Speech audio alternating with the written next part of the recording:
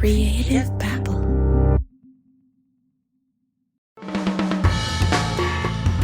I'm Neil McTighe. And I'm Javier Leiva. And this is the Ponzi Playbook.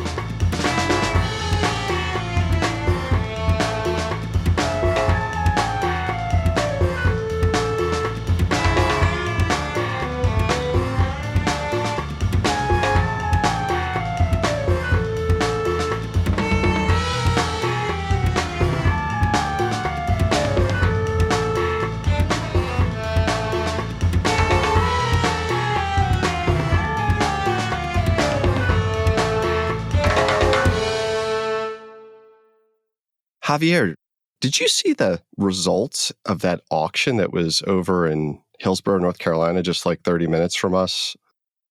Yeah, it's like right next door.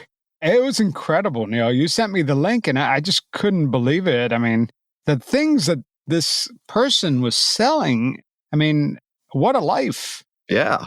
I'm looking at a $36,000 diamond bracelet, what seems like dozens of Rolexes, with one going for as much as like $41,000. Yeah, this is no joke. And then look at those cars. I mean, we've got Bentleys, we've got an old Stingray Corvette, the guy even had little golf carts that were all, upfitted, and his coin collection. I mean, he had tons of gold coins, and look at all that memorabilia. Well, what about like the Rolling Stones signed Fender guitar, or the one signed by Bruce Springsteen or Meatloaf and Aerosmith? I mean, this is awesome. Yeah. I mean, this is just incredible stuff to think that, somebody would have all these possessions. And, not even to mention, look at that wine collection. I mean, oh, yeah. It's like it was a separate auction just a couple months thereafter. But I mean, these wines are $2 million worth of wine. I mean, from one estate. And they're all like fancy French wines, as Chateauneuf de Pape. I mean, that's like my personal favorite. This is awesome. Yeah. I mean, I drink that every night, but it's still... I drink the Costco version. I bet it's probably very good. This is crazy, Neil. This is like when you drive to an estate sale and then you're like, what did this person do for a living? Like, who was this person that could afford all these incredible things? Yeah, that's a great question. Javier, the guy behind this, ran one of Charlotte, North Carolina's largest Ponzi schemes. His name is Rick Siskey, and that's what we're going to talk about today. Yeah, they used to call him Big Rick, right? Big Rick. Yeah. I mean, if you got all these possessions and you're walking around town, that's a perfect way to describe that character, right? Yeah, this guy pretty much personifies like Scrooge McDuck. I imagine this guy just taking a nosedive into a pool, an indoor pool of golden coins, and absolutely. Like those weren't held assets to appreciate in value. That was just for swimming. I like the way you put that because it's such an opulent and decadent, over-the-top lifestyle that you can see through this auction. And we'll make sure that we tweet out a link to this auction on Twitter at Ponzi Playbook for our listeners. Yeah. And, Big Rick, he had a big reputation, right, for being a great businessman. They said that he had this uncanny ability to just discern situations in advance. He could see the future. He was always 5 steps ahead of everyone. Very strategic person.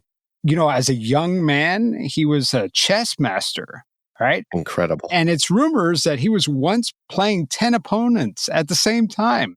That's how sophisticated and smart this guy was. He was always 10 steps ahead.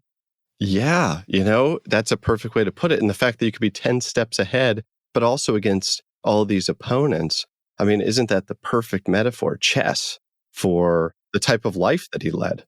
Isn't that the perfect skill set for a Ponzi schemer? It really is. You can almost see the person, hunched over, tapping the tips of their fingers, thinking about their next move and how they're going to win. Yeah, Rick Siskey, Big Rick, is the Ponzi chess player. Rick Siskey moves to Charlotte, North Carolina back in the 1980s. His wife is named Diane Siskey. they really set their roots and started to have success. And Big Rick was a successful investor in some technology companies leading into the 1990s and as a financial advisor. So successful and reputable that they actually named one of the YMCA branches in his family's honor because he was a donor, he was a philanthropist, and he was a adamant supporter of the YMCA where he used to play basketball when he was young. I'm assuming he was a big name in town, and not just for his philanthropy, but also for owning one of Charlotte's most spectacular mansions, right? That is a truly spectacular mansion. It's in South Park, which is, Charlotte's uber wealthy area, and it sits on this massive plot of land. And I actually once went down there to check it out, and the Did you lawn, really? I did. That doesn't surprise me. I mean, I happened to be in Charlotte, right? It wasn't like We're keeping this in. the lawn was perfectly flat and it didn't have a weed on it. And it must have been 6 to 8 acres of just impeccable perfection. Oh my God. The aerial is a lot more impressive, actually. Yeah. Oh my God. Look at that staircase. It's 7.37 acres. Yeah. And the actual mansion itself is 6,000 square feet. So it's huge, right? Yeah. And it's got all these other buildings too, like a pool house, Yeah. But, it's not to my liking. I mean, this looks like a typical rich dude's house, with it's just very warm looking, lots of antique type of furniture. But I mean, the place is massive. I mean, his wine cellar alone is, just ridiculous. It's ridiculous. And on top of that, it's very kind of Baroque or Rococo. It's got all the gilded this, the ostentatious that. It's, like you said, it's a type of exhibitionist wealth that, you have to be obsessed with demonstrating your wealth to want to live in a place like that. I would be more interested in being comfortable, but this was about showing off. And I think it tells us a lot about who Big Rick was. He was paying $12,500 a month on mortgage for this mansion. And he had $800,000 worth of cars in his garage. I mean, it's ridiculous. It is ridiculous.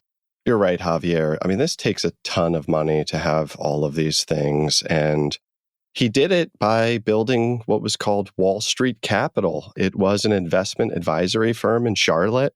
He founded it in the late 1990s, and it just skyrocketed because he had already had success, but then he was able to sort of build his brand around Wall Street Capital, and he sold himself as the advisor for high net worth individuals in Charlotte. And he provided that sort of boutique, one-on-one, personalized wealth management service that those who, had a lot of money, they would say, hey, I want Big Rick to handle my money because look how successful he is. And I want my money to work for me. So he was very successful in recruiting these high net worth individuals. Yeah, Big Rick was a larger than life personality, and he did, like you said, attract a lot of investors with a lot of money. So let's break down the scheme. Yeah, let's do it. So back around 2010, he formed a company called TSI Holdings LLC here in North Carolina.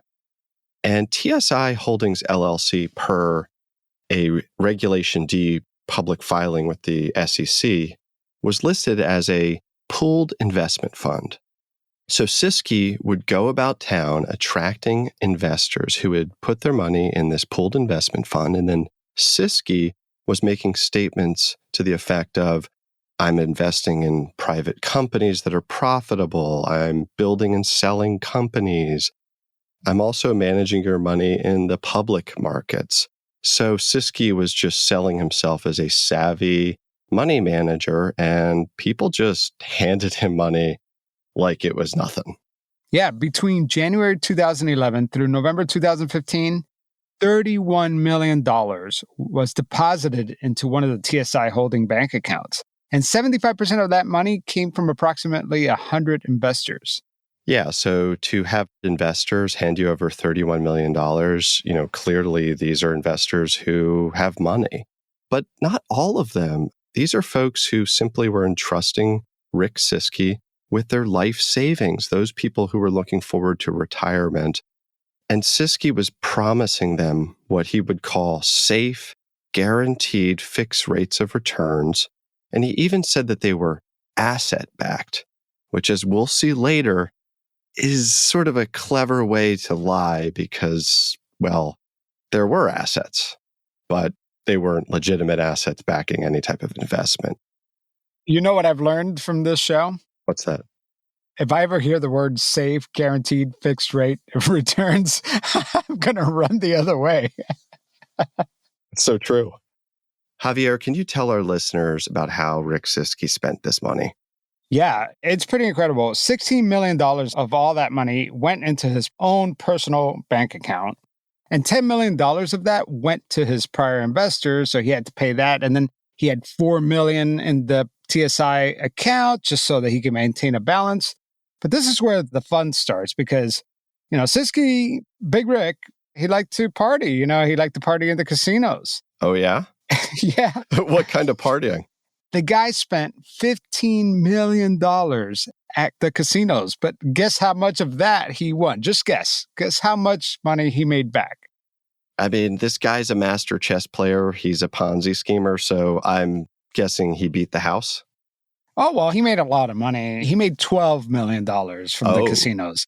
But remember, he spent $15 million. So that means he lost $3 million at the casinos. Yikes. Yeah, the odds are stacked against you. And it shows a personality that's really attracted to risk, that thinks little of the value of money too, right? Is willing to sort of gamble it away, whereas other people are entrusting him with it. This is really telling stuff that you're sharing here. Yeah, I mean, I freak out when I have a high credit card balance, but not Siskey. He has $1 million on his American Express. Whew. Yeah. $800,000 to his wine dealer, So yeah, not your local little wine shop, I take it here. No, this is a really fine wine that we're talking about. And he spent $700,000, maybe more, to his jeweler. I mean, that's nuts. Yeah, and $148,000 to charter his personal jet. So Javier, one of the things I noted is he was a taxpayer, though. Didn't he pay some money to the IRS? Yeah, I'm not a rich guy, but I kind of assume that rich people wiggle their way out of taxes, but not Siskey. He paid some, maybe a little over $600,000 to the IRS on personal taxes. But the guy, he had tons of expenses. But yeah, in all seriousness, though, I mean, we talk a lot about Ponzi schemes, and a lot of the mechanics are the same for some of these. But what really makes this story interesting is the downfall. So, Neil, take us back to 2004 when things started to really turn for Siskey. I mean, he started getting in trouble with different regulatory bodies, right? Yeah, that's true. In 2004, he had a run-in with the National Association of Security Dealers, which, put him on a 2-year industry ban. And then by 2011, Siskey settles accusations that were put forth by the Department of Labor, and he paid a $243,000 fine to the Department of Labor. Yeah, so he's getting in trouble, but not enough trouble to slow down his Ponzi scheme, right? That is right. So he pays that fine, which is probably very smart. He was able to stop the probing into the books by the Department of Labor. But somewhere after 2011, the IRS started poking around Siskey's books, and it actually led Javier to the IRS CI, which is the IRS Criminal Investigations Unit. So they started to conduct an investigation, and they identified evidence that suggested Siskey was running a Ponzi scheme. And by 2015, now the FBI inserted themselves in there, and they're doing this forensic accounting, validating what money is coming in, what money is going out. And that's when things just don't add up for Siskey, right? Yeah, that's right. And when the FBI gets involved and you already have the IRS Criminal Investigations Unit on you, it's going to get ugly and it's going to get criminal. So if you're guilty and you know it, then... Clap your hands. Yeah, clap your hands. So by the end of October 2016, the TSI Holdings account had only $9,121.66 in it. I mean, this is an account that had seen inflows of tens and tens of millions of dollars. Yeah, what happened to the $31 million that was there just a couple years back? Yeah, that's a good question, Javier. And what about the Siskey personal account? So that account only had 83,668 bucks in it by early November of 2016. Yes, something then happens on December 21st, 2016, Javier. Something that caused Siskey a lot of problems. You know, with the FBI on his tail, as well as the IRS, at that time, it looks like Siskey was really losing the chess match. And the result is he's dwindled the accounts down. He's not raising any more money. And he's already spent all that cash. And it's a lot of cash that goes out. Yeah, this is pretty incredible. I mean, it sounds like all that cash is gone. So what does the FBI do? It's a complex answer because the FBI is involved in stopping the crime. So the FBI just collects evidence and recommends an indictment. And By on the the basis, DOJ, right? yeah, on the basis of that evidence. And then the DOJ, they usually work in tandem, so they know it's coming. And they prepare what is needed for a grand jury to review the evidence, to prepare an indictment.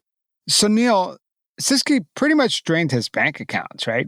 And now December 21st, 2016 arrives. Where do they go from here?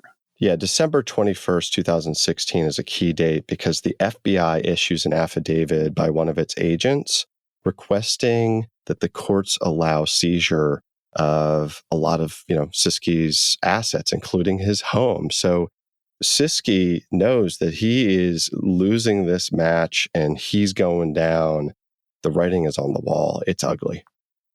Shortly after the FBI's affidavit was filed, the court approves the seizure of Siskey's assets. Then that makes the local news. It's all over the Charlotte Observer and the local TV stations. Rick Siskey's reputation is destroyed.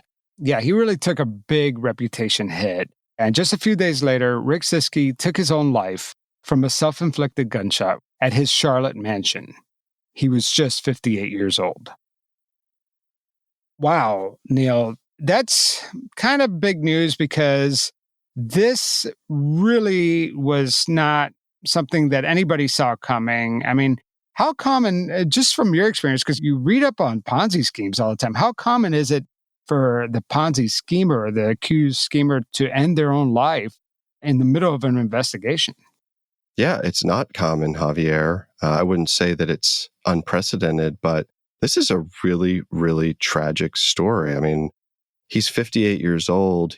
I can only imagine because now he's gone and we know he has all these assets, right? The very valuable stuff, wine, cars, memorabilia. And what happens now?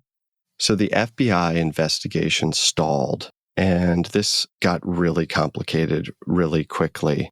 Diane Siskey was actually the beneficiary of numerous very sizable life insurance policies that were payable upon his death, even if that death were self-inflicted. Wait a minute, Neil. I mean, you're saying that he had a very sizable life insurance plan, but I thought life insurance doesn't pay out if there was a suicide. Rick and Diane Siskey had, the Cadillacs of life insurance policies. In one case, they were spending over $120,000 a year just on life insurance premiums. I mean, this policy was going to pay out, which, leads us to a lot of different questions, which we can get to in a bit. But it really was very complex because here's this windfall of money that, was about to come from the life insurance policies. There was no indictment, no criminal charges. And people were really, really upset. So what ended up happening is the Siskey entities were forced into involuntary bankruptcy to unwind the finances and attempt to repay investors because they were afraid that Diane Siskey was just going to keep the money, right? I mean, she's the beneficiary. Yeah, I mean, we're talking about $46 million of life insurance that's being paid to her potentially, right? This is actually enough money to repay everyone who lost money in this deal, right? Yeah, it's somewhat unusual, and it makes you wonder, what were Siskey's intentions when he was purchasing those life insurance policies? So one could wonder, I mean, one scenario is that he took out this enormous life insurance policy and he knew that he screwed over all his investors. And could this have been like his way to repay everyone, his last attempt to be the good guy? I think that's a really interesting interpretation. And you have to wonder, did Siskey feel guilty about it? And his death were more about making things right. But, where it gets tied up is that the beneficiary was his wife, Diane Siskey, and it also included some of his business associates as well as his daughter. His son was not one of the beneficiaries, which I found to be quite interesting. But it's a lot of money, and we will never know that answer because, well, Big Rick's dead and Diane Siskey's not talking. And what are some of the other theories out there about the way this case kind of came to an end? Javier, I think the other theory is just that Siskey was a fraudster and he purchased those life insurance policies with fraudulent proceeds. And his goal was simply to enrich his wife and his family and his close associates upon his death. And it just so happened that that death was a suicide, but that wasn't a part of the original plan. So when you look at it through that lens, it's not so kind or generous. Altruistic. Yeah. Exactly. We know that this is now in bankruptcy, and bankruptcy takes a long time. The bankruptcy trustee is trying to liquidate the assets, and that can take many, many years. Those investors want their money back, and many of them started to actually sue different entities. Diane Siskey was sued personally. Investors actually even sued MetLife, which was the company for which Rick Siskey was selling a lot of his investment products and insurance products under that Wall Street Capital name. Some investors even sued third parties, like entities that Siskey invested in and reaped millions in benefit from. And the point is that they say, well, Siskey used our money for those investments and we should get the proceeds of that. But a lot of this just hasn't gotten anywhere. So it sounds like they're really not getting anywhere, but there's still this 46 plus $1 million just sitting out there, right, of life insurance? Everybody knew that there was that huge pot of money, just under $50 million from the life insurance proceeds. And the courts were out to get that cash because that was the money that was going to repay the investors. It wasn't going to come from, the casino losses.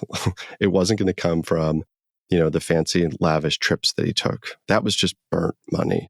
So what ends up happening is Diane Siskey's daughter, numerous other entities, they want full immunity from any possible civil litigation or even criminal. So they're fighting back. They don't want to release all the funds. They're willing to give up some. The courts are saying, no, we want it all. They go back and forth and back and forth. So by December of 2018, they finally come to an agreement. And there is a settlement and a release that resolves the matters as it relates to the insurance proceeds. And the estate ends up getting a significant amount of that money, but not all of it. Diane and his daughter end up getting millions too. So were the investors made whole? Yeah, that's a good question. Obviously, a lot of money was collected and they were able to distribute money to investors. There's still a lot of litigation going on. Some people are saying they're still owed money. It's unclear and it's not resolved. And it's many years later. This is a really, really difficult and complex financial fraud. So in chess, you have to protect the king, but that's not the most powerful. No, it's not. It's the queen, because the queen can move forward, backward, diagonally. The queen is the most powerful piece. And this is in the Queen City. This is in Charlotte, North Carolina, where we have a number of banks. It is a financial epicenter of the United States, and Big Rick is the king. But when we unravel it, what do we find? We find that Diane Siskey was the one who played the chess match in the end was able to repay investors and make the final moves. So, Neil, what's next? What are we talking about next time? Well, I was wondering, do you want to take this down the crypto road? I mean, everybody's talking about, is crypto, Bitcoin, are they Ponzi's? Do you want to go down that road?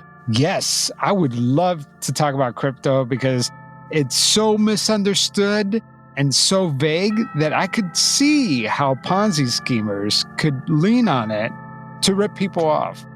So make sure to leave us a review and follow us on Twitter at Ponzi Playbook. And whatever you do, don't start a Ponzi scheme.